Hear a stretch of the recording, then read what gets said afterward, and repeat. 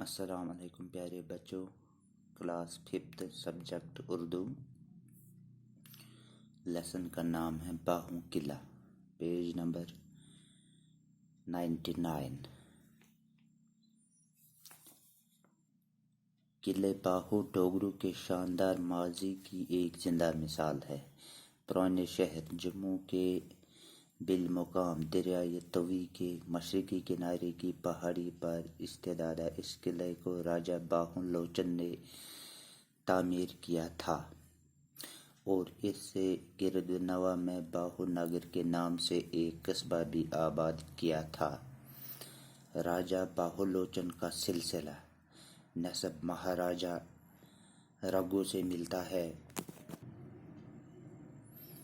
جن کے نام پر رگھو ونشی نسل کی بنیاد پڑی۔ اس خاندان کا نام رامائن، مہابھارت اور پرانوں جیسی قدیم کتابوں میں بھی ملتا ہے۔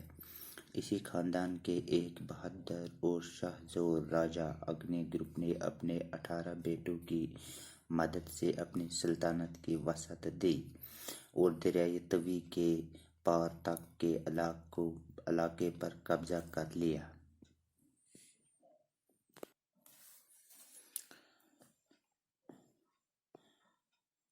اگنی گروپ کے وفات کے بعد اس کا سب سے بڑا بیٹا باہو لوچن حکمران بنا۔